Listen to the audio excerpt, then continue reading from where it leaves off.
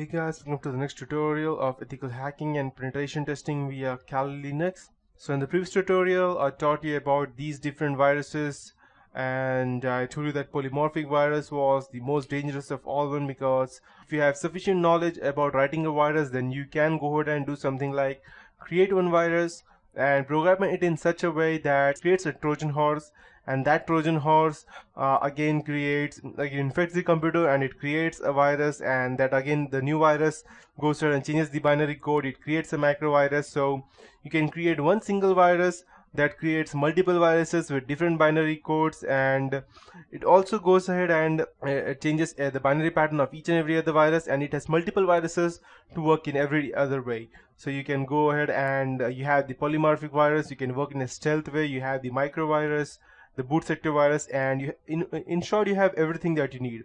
So it might be way more than dangerous, but a normal person won't be able to write that because it will have much more complication. But again, still, if there are a group of people, like 2 or 3 different people, they may go ahead and spend up time together and write this down. So these are different types of viruses that I have taught you till now. Now let's take a look at the most dangerous viruses of all time. And before I proceed, these are the few signs that your computer is infected.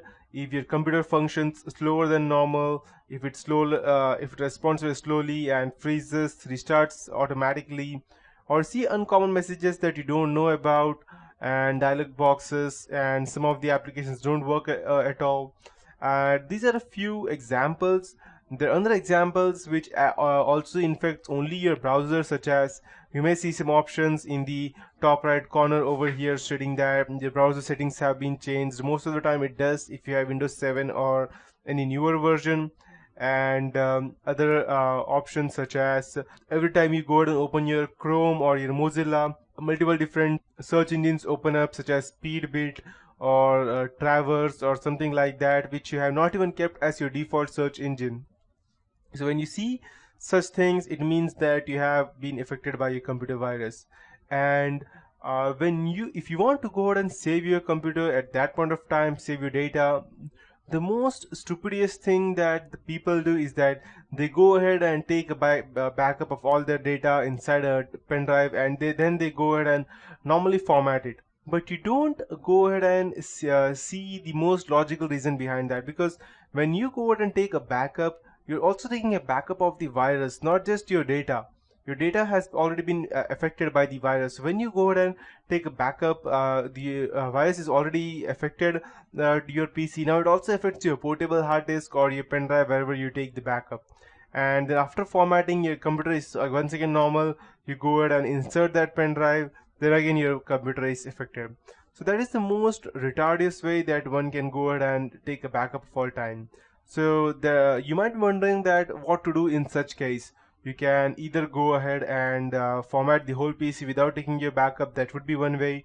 Or go ahead and download any antivirus so that you can scan your computer. But downloading another antivirus and then scanning a computer may be hard again, because there are some viruses which does not allow at all.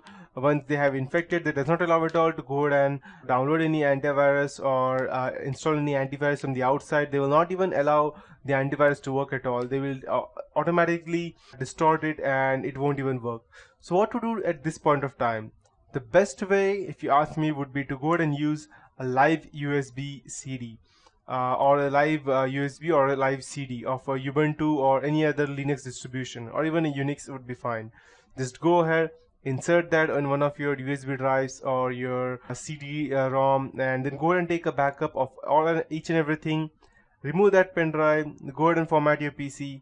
And now don't go ahead and copy all of these things again to your computer, because the pen drive that you have also has the virus. So this point of time, go ahead, insert the live disk, insert live disk or live USB, insert another pen drive, and take a look at all of these things and each and everything inside that, or what are all the things you want. Each and every folder you need to go ahead and check, and don't copy the folder at any point of time. Create a new folder in the new computer and then copy whatever you want, and then only you will be safe. So these are the few things that you can go ahead and do in order to save yourself from different other types of viruses. So yeah, after that I told you that I would be teaching you the most dangerous virus of all times. So the first half of the 70s or late 60s or early 70s, you can say, there were rabbits. Yeah, you heard me right. Rabbits cloned themselves and they occupied the system resources, slowing them down the productivity. So rabbits was one of the most dangerous virus of all time before the early 70s or the late 60s or whatever. So they were the most famous. They did not want to gather any information. They just wanted to make the system down. That's it. After that, in the early 70s, we had the Creeper. The Creeper was capable of entering a network by itself, transferring a copy of itself to the system, and that is quite creepy if you ask me.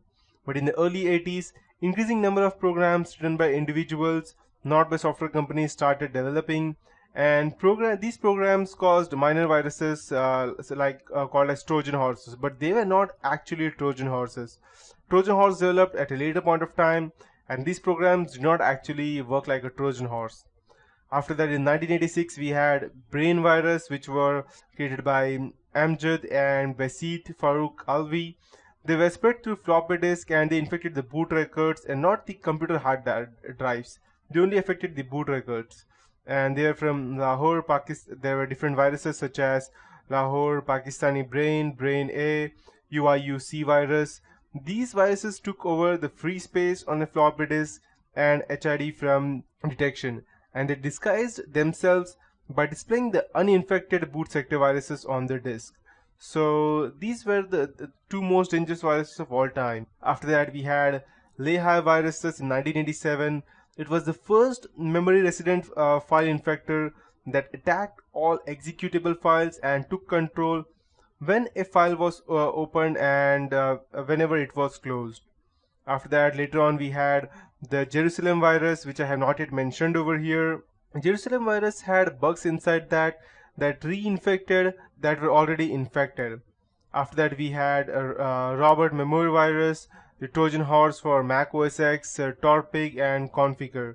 So these were also more important, but we had other different types of viruses such as Robert Morris worm, that made a worm that invaded ARPANET computers, disabled 6,000 computers on the network by overflowing their memory banks with the copies of itself.